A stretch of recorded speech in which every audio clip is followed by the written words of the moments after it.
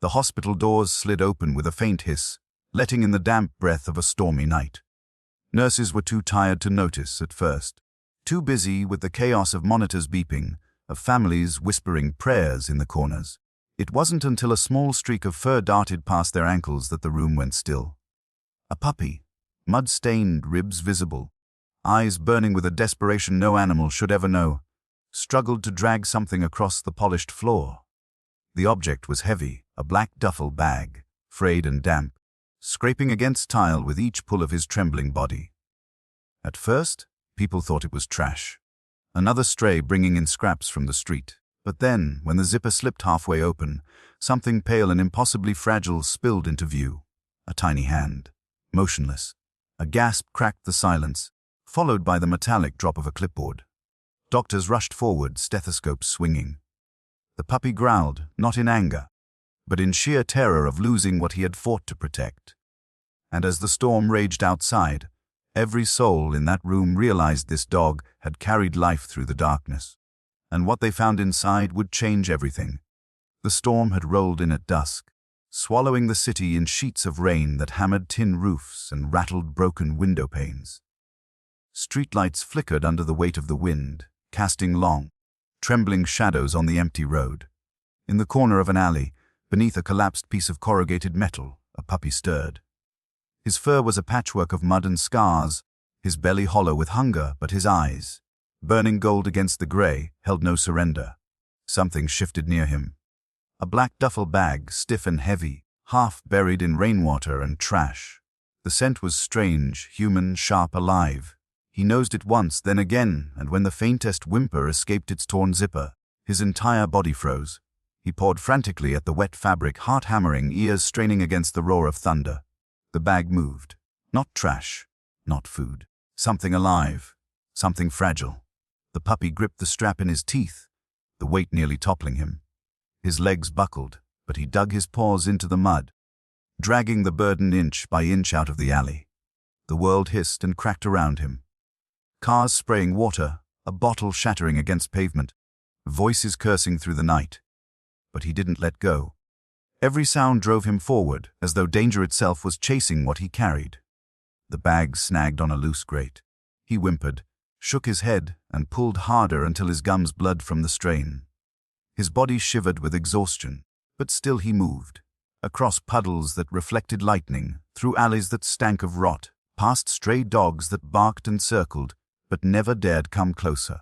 Something in his determination was feral, untouchable.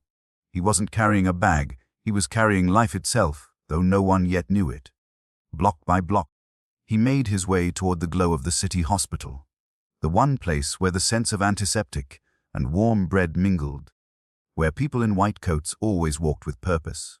He had seen them before, shuffling strangers inside, carrying them out again healed or hushed. His instincts told him that inside those glass doors was the only chance for whatever lay inside the bag. By the time he reached the steps, his legs were trembling so hard he could barely stand. His paws, once pink, were raw and bleeding. He set the bag down for a moment, panting, chest heaving against his ribs. The rain poured over his tiny frame, flattening the clumps of fur along his spine. He looked up at the looming building, its lights soft but unreachable, and whimpered once, a sound so small it was almost swallowed by the storm. With a final burst of strength, he seized the strap again and dragged the black weight up the steps. Each scrape against concrete sent vibrations through his teeth, each inch an agony. His tail no longer wagged, his focus narrowed to the faint, muffled sound inside the bag, the shallow breath, the occasional twitch. That sound was all that kept him from collapsing. When the glass doors parted with a hiss, the warmth inside spilled into the night air. The puppy stumbled forward, claws clicking against tile, dragging the bag with a hollow thud behind him. The lobby was half lit, filled with the murmur of nurses at the desk, the shuffle of visitors in damp coats. No one looked at him at first. Just another stray dog, lost and desperate. Then the zipper caught on the floor and slipped open. A pale hand slid out, tiny, motionless, impossibly fragile. For a heartbeat the world froze. The nurses stared, the visitors gasped, and a clipboard clattered to the floor with a metallic echo. The puppy growled low in his throat, standing over the bag as though daring anyone to touch it. His body was trembling, his fur soaked, but his stance was unyielding. His eyes darted to the small hand, then back to the strangers. He had carried it this far. He would not let them take it away without knowing it was safe. The storm roared outside, thunder cracking against the city's hollow bones. Inside the hospital, silence reigned for one sharp second. Then chaos erupted, doctors rushing forward, stethoscopes swinging, hands fumbling with the zipper as they pulled the bag wide open. And there it was, a newborn, wrapped in a thin towel, skin bluish from the cold, chest barely rising. The room erupted in shouts, urgent and commanding, but all the puppy heard was the weak cry that suddenly pierced the air. It was faint, trembling, but alive. His ears perked. His body sagged with relief. He slumped onto the tile floor, his head resting against the black bag as if to say, "I've done my part. Now it's your turn." And as the doctors carried the fragile child away, the doors swayed open once more, letting in the storm's howl. But inside that sterile room, Hope had entered on 4 trembling legs and a tattered black bag, and nothing would ever be the same again. The hospital corridor trembled with hurried footsteps. The newborn, pale and barely moving, was cradled in a nurse's arms as she sprinted past swinging doors into the emergency ward. The child was so light, it seemed as though the storm could have carried it away. Yet the urgency on the doctors' faces suggested the weight of a life hung by the thinnest of threads. The puppy lay where he had collapsed, his fur plastered to the sterile tiles, watching the figures vanish down the hall. His chest rose and fell in shallow waves. He had dragged the bag for hours, fought through the storm, protected it with teeth and stubbornness. And now the bundle was gone, whisked into a world of machines and sterile light he did not understand. A strange silence filled him, as though the sound that had guided him, the fragile rhythm of another being's breath, had been taken from him too. A janitor moved forward first, broom in hand, as though to chase him out. But before he could wave the puppy away, a voice stopped him. "Leave him." It was a doctor, still in a damp white coat, her stethoscope swinging like a pendulum as she knelt down to the puppy's level. Her eyes, rimmed with exhaustion, held something softer now. She noticed his paws, bloodied and torn from dragging the bag, the cuts on his muzzle, the way his ribs pressed too sharply against his wet skin. He did not back away when she reached for him. Instead, his head dipped, almost in surrender. She touched his fur. It was cold, shivering against her palm. "Poor boy," she whispered. "You saved someone tonight." Behind her, the wail of the newborn pierced the air, weak but clear, like a candle flame refusing to die. Nurses called out numbers, machines beeped in sync with hurried breaths, and the corridor filled with the hum of life clawing its way back from the brink. The puppy's ears flicked at the sound, and for the first time, his eyes softened. The life he had carried was still there. They lifted him gently, wrapping him in a towel that smelled of laundry soap and antiseptic. His body went limp with exhaustion, but his eyes remained open, following the path down which the baby had been carried. He didn't resist as they moved him to a small examination room, where the hum of fluorescent lights mixed with the storm's muffled growl outside. A nurse cleaned his paws, murmuring to him like one might to a frightened child.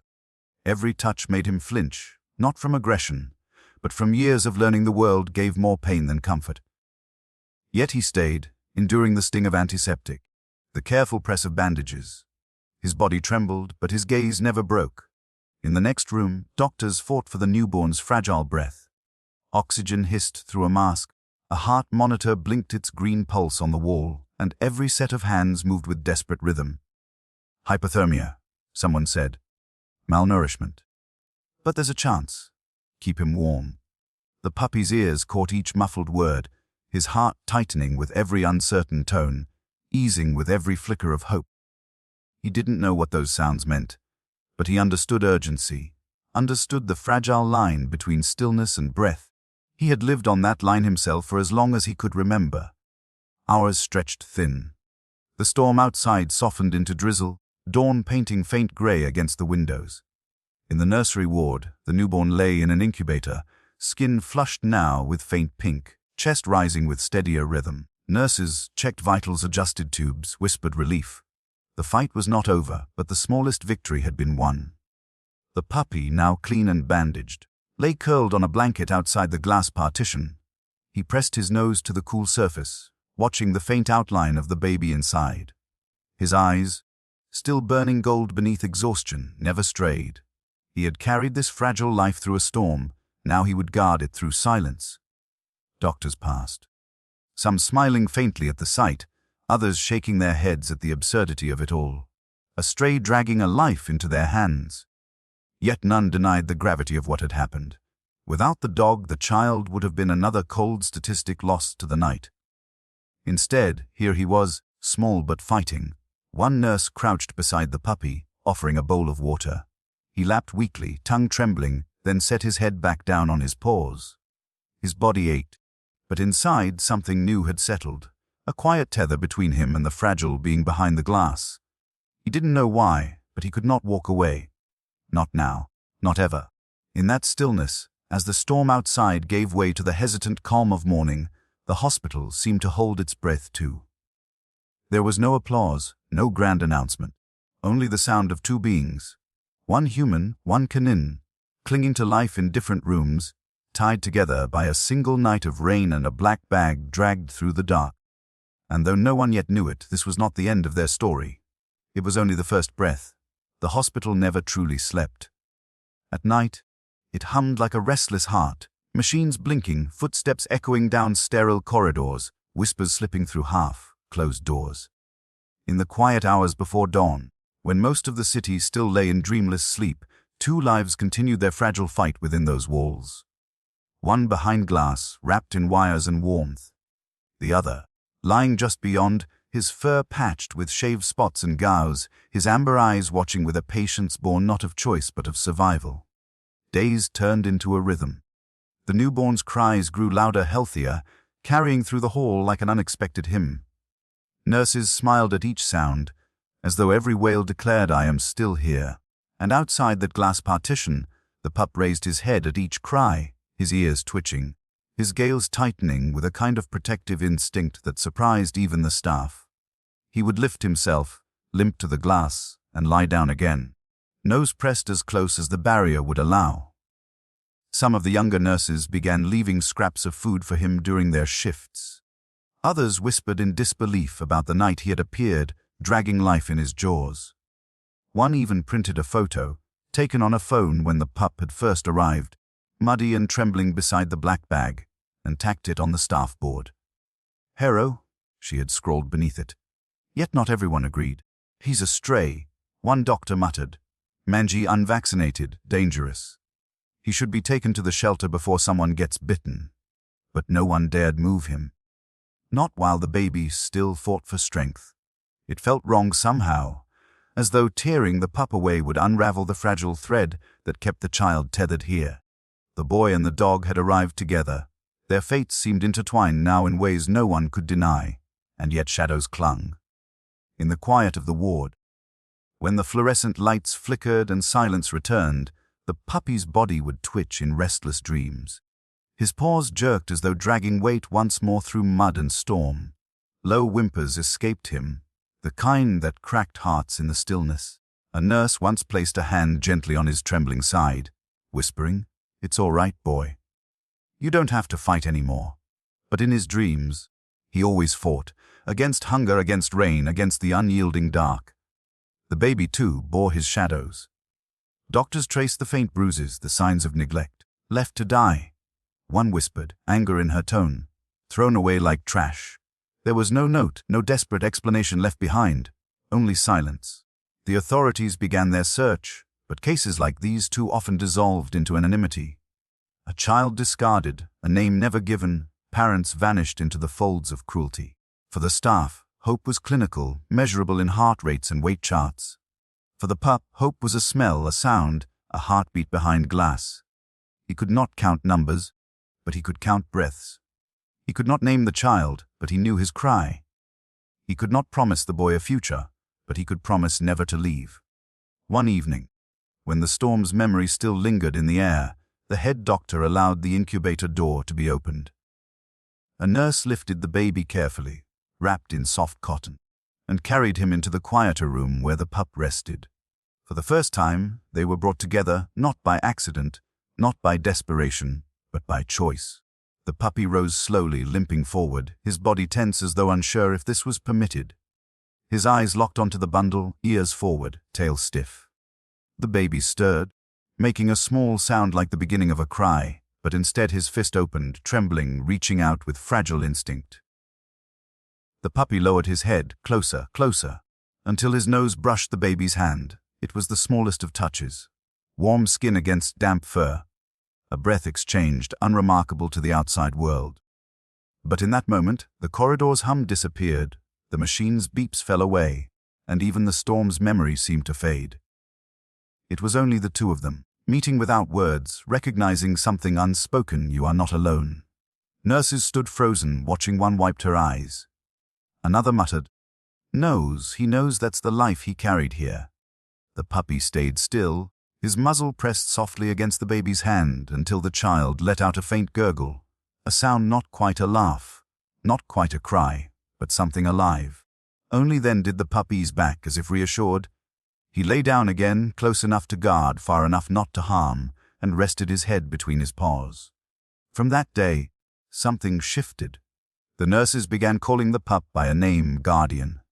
Not official, not written, but whispered in hallways, called softly when placing a bowl of food down. Guardian, because that was what he was, what he had already proven himself to be. But shadows remained. The authorities continued their search. If no family steps forward, the baby will be placed in the system. One officer explained grimly.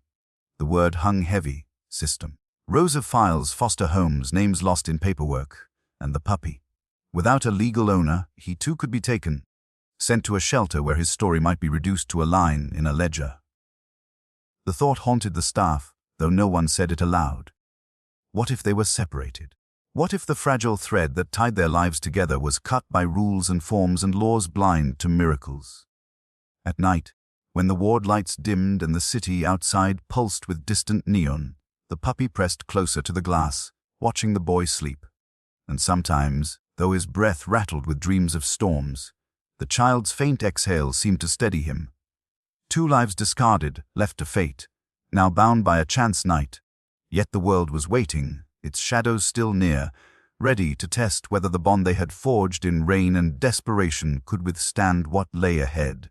And though no one could yet see it, the darkest storm had not passed. It was only gathering quietly in the distance. The rain came back, though this time not in torrents, but in slow, heavy drops that painted the hospital windows with blurred streaks of grey. For some, it was just weather, but for those who had been there that night when the pup dragged the black bag to the ER doors, it was memory reawakened. Storms carried ghosts, and for Guardian, the German shepherd pup who had pulled life itself out of the shadows, the sound of rain meant something more than water. It was the echo of his fight, the reminder of everything he had refused to let die. Inside the neonatal ward, the baby had grown stronger. His cheeks no longer sagged with hollowness, but filled with the soft roundness of survival. The tubes had lessened, the wires fewer, and the incubator door was open more often now. Nurses carried him gently in their arms, rocking him in rocking chairs by the window. Sometimes they allowed Guardian close, a few feet away, watching as the child's tiny fingers curled and uncurled in air scented with antiseptic and rain. The hospital staff adored the bond. Some brought toys, little stuffed animals left near Guardian's bed, as if he too deserved comfort. Others smuggled bits of cooked chicken from their lunches, sneaking it under tables so the pup's ribs would no longer press sharp against his skin. Slowly, his coat regained sheen, his eyes grew clearer, and his limp softened into strength. He was no longer the trembling creature that had crawled through mud. He was a survivor, the same as the child. But the world beyond hospital walls had little patience for miracles. One afternoon, 2 officials arrived, social services workers dressed in muted coats, their faces carved with the expression of those who must carry out orders no one likes to speak aloud. They examined the baby's chart, spoke in low tones with the head doctor, and nodded gravely as if lives could be balanced on clipboards. Then one of them looked toward Guardian, who lifted his head from the floor at their presence, ears forward, eyes sharp. "That dog," one muttered. "He can't stay here. Regulations are clear." The doctor's jaw tightened. That dog saved the baby's life. Still a stray. Still a risk. "The shelter will take him tomorrow." The words struck like thunder, though no storm had cracked outside. The nurses protested, their voices trembling. But the officials were unyielding. Paperwork, liability, rules. They stacked reasons like bricks, each one higher than the last, until there seemed no way over them. That night, the atmosphere in the ward shifted. The baby slept soundly, unaware, his chest rising with the ease of innocence. Guardian, however, paced. He sensed it. The unease, the heaviness that clung to the staff, the way hands lingered a little longer on his fur, the way eyes avoided his. He had known rejection all his short life, but now it came not from hunger or cruelty. It came from the faceless weight of laws that did not understand love. The storm outside deepened, rain falling harder, thunder rolling in the distance. Each rumble sent Guardian's eyes flicking toward the window. He remembered. Mud darkness. The crushing weight of the black bag dragging at his jaws. He remembered the heartbeat inside, faint but fighting. He remembered choosing, without thought, to carry life instead of leaving it behind. And now he could do nothing but watch as the world threatened to undo it all. At dawn, the shelter van came. Its back doors swung open with a metallic clang, the smell of disinfectant and fear drifting from within. A man in a uniform stepped out, clipboard in hand, his expression flat from too many years of this work. The nurses gathered near Guardian, their eyes red. "This isn't right," one whispered. "He belongs with him, with the baby." But the man only shook his head. "Not how it works." They tried to coax Guardian forward, but he resisted, his body low, his eyes darting toward the nursery window where the baby lay. He let out a low whine, a sound that cracked open the silence of the ward, and pressed himself against the glass as though he could melt into it, as though he could crawl through and stay beside the child. And then it happened. The baby stirred, not from hunger, not from discomfort, but from something else, something instinctive. His tiny eyes fluttered open, searching, unfocused but reaching for the sound he knew. And then, as if against all odds, he began to cry, not the weak cry of the first night, not the soft whimper of newborns, but a wail strong and demanding, shaking the very air of the ward. Guardian froze, his ears lifted, his gaze locked. The cry was not fear, not hunger, it was call. The shelter worker sighed. "Come on, pup." He tugged on a leash, but Guardian didn't move. His paws stayed planted, his gaze unbroken from the window where the baby cried. He let out a sound, low at first, then rising a howl. Not the mournful call of wolves, not the sharp bark of warning, but a raw, aching sound that carried everything. Fear, love, desperation. It filled the corridor, echoing against sterile walls, searing itself into every heart that heard it. The baby cried louder, fists trembling in the air. Nurses turned, tears slipping down their faces. The head doctor stepped forward, his voice tight. "No," he said, "not today." The shelter worker blinked. "Doctor." "The order? Cancel it. File whatever you need to. But that dog isn't leaving. He's not just a stray. He's the boy's guardian." Silence followed, heavy, broken only by the baby's cries and the lingering echo of the pup's howl. Then slowly, reluctantly, the worker lowered his clipboard. He muttered something under his breath and walked away, the van's doors clanging shut behind him. The storm outside began to ease, the rain softening into mist. Inside, Guardian lay down once more by the window, his body pressed close, his eyes fixed on the child. The baby's cries softened, dwindled into small hiccups, until finally he slept again. It was as though, through walls and glass and distance, they had found each other once more. The nurses exhaled, shoulders easing. The doctor turned away, but not before anyone noticed the shine of tears in his eyes. The storm had returned, threatening to break them apart. But love, stubborn, unyielding, impossible to legislate, had held. For now, at least, they were still together.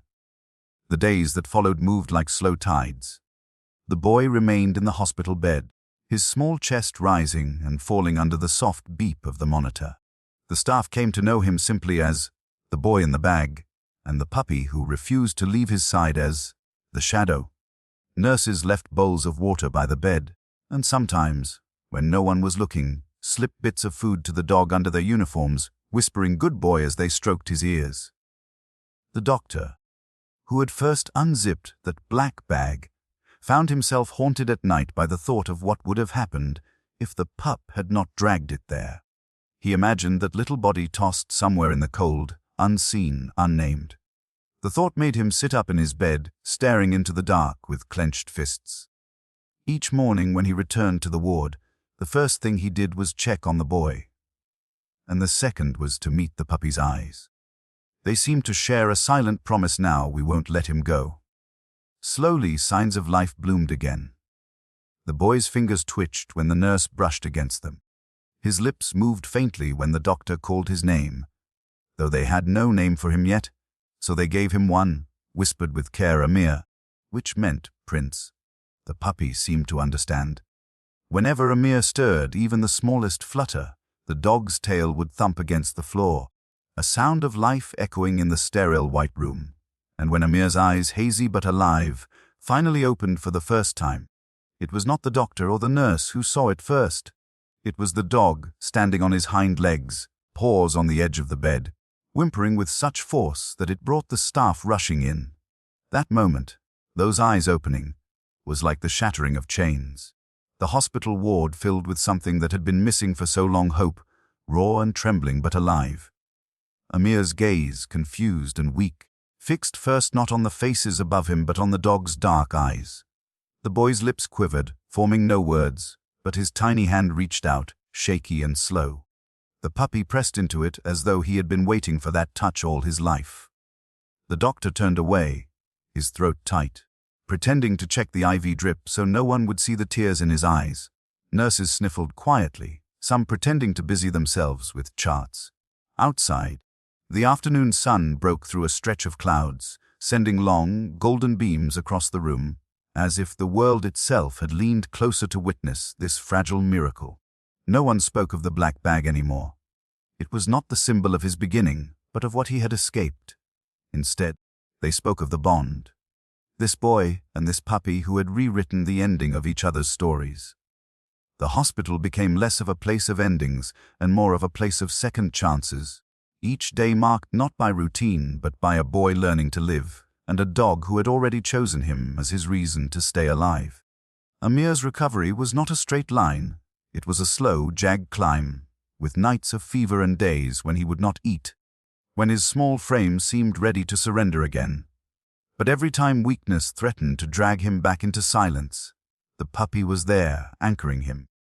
The dog lay curled at the foot of his bed, lifting his head whenever Amir stirred, resting his muzzle on the sheets, as if willing strength into him through sheer closeness. There was one evening, heavy with the smell of antiseptic and rain tapping against the hospital windows, when Amir refused food. The nurses tried coaxing, offering spoonfuls of broth, soft bread, even sweets, but he turned his face away, eyes empty, as though drifting back toward the shadow he had come from. Despair thickened in the room, until the puppy climbed onto the chair by the bed, paws balanced awkwardly, tail wagging low, and nudged Amir's hand with his cold nose. The boy blinked, his gaze sliding toward him. The dog whimpered, a sound raw and pleading, and for the first time, Amir's lips curved upward, so faintly it might have been missed if not for the light in his eyes. His hand lifted, trembled, then rested on the pup's head. Moments later, Amir took the spoon from the nurse. That small act was a turning point. It was as if the boy understood he was not alone anymore, and in the days that followed, his spirit stirred back to life. He began to whisper words, fractured syllables at first, but they grew into sentences, mostly directed at the dog. The first clear word he spoke was "Bye, brother." The staff exchanged glances, eyes damp, pretending not to hear. But they carried that word with them long after their shifts ended. As Amir's body gained strength, his laughter began to spill into the ward, a sound so startling after weeks of silence that nurses paused just to listen. The dog was always the reason for it. He chased his own tail clumsily on the polished floor, slid into walls with comic gracelessness, or stretched across Amir's lap with dramatic sighs, as if he, too, were a patient in need of constant care. But with healing came questions that lingered heavy in the air. Who had left Amir in that bag? Where had he come from? And what future waited for him outside these hospital walls?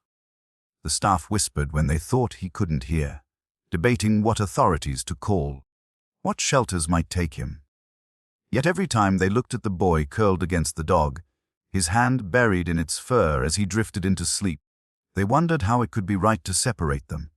The doctor, who had once zipped open that black bag, found the thought unbearable. In his office at night, long after the corridors fell silent, he sat with a pen poised above adoption papers. He thought of his own house, quiet. Too quiet since his children had grown and left, its rooms echoing with a silence he had tried to ignore. He imagined Amir's laughter there, the puppy's paws skidding across the floor. For the first time in years, the idea of coming home no longer felt heavy. Still, he hesitated, his hand trembling above the paper, knowing this was no small vow. Outside, thunder rolled across the city, and the rain kept falling, as though the sky itself was waiting with him for the answer. The day of Amir's discharge came quietly, but the air inside the hospital carried a tension that everyone felt. Nurses lingered at the doorway longer than they needed to. Even the cleaning staff paused to watch the boy as he sat on the edge of his bed, small legs dangling, his hands buried in the thick fur of the German shepherd who had never once left his side. Amir was stronger now, but the shadow of the black bag still clung to him. Silent reminders in the way he sometimes startled at sudden noises, or the way his gaze flickered toward the floor whenever someone asked about family. The doctor walked in with papers in his hand, his steps heavy with the weight of decision. For weeks, he had wrestled with what to do. Procedures demanded that Amir be sent to a state shelter, that his future be sorted out by strangers, his bond with the puppy broken for the sake of bureaucracy. But as he looked at the boy leaning against the dog, their silhouettes framed by pale morning light, he knew with a quiet certainty that rules could not measure what love had already decided. He knelt before Amir, lowering himself so their eyes met. "Would you like to come home with me?" he asked softly, his voice trembling with the enormity of the offer. Amir froze, eyes wide, as if the words were too large to believe. Then, slowly, his face cracked open into a smile that felt like sunlight breaking through months of storm. He nodded, pressing his forehead against the doctor's shoulder, one hand gripping the fabric of his coat, while the other held tight to the dog's ear. Tears welled in the doctor's eyes as he signed the final line. The hospital staff clapped softly, some wiping their faces, knowing they were witnessing the rarest kind of ending. The kind born from pain but reshaped into hope. When they left the hospital, the city seemed transformed. The rain had stopped, leaving the streets washed clean, glistening under a sky that stretched wide and blue. Amir held the doctor's hand with one side, the dog's leash with the other. They walked together down the steps, the three of them bound not by chance anymore, but by choice. On the ride home, Amir leaned against the puppy, eyes half closed, whispering the word he had first given him by brother. The doctor drove in silence, his heart swelling with something that felt both terrifying and holy. For years his house had been just walls and furniture. Today it was about to become a home. As they crossed the threshold, Amir dropped the leash and ran barefoot into the empty living room, laughter echoing against the walls. The puppy bounded after him, claws skidding, tail wagging wildly. The doctor stood in the doorway, watching, his chest aching with the fragile, beautiful truth of it. A boy once abandoned in darkness had found his place in the world, and a dog, once nameless, had become the bridge that carried him there. And in that moment, under a roof that no longer felt hollow, the three of them stepped into a new beginning together.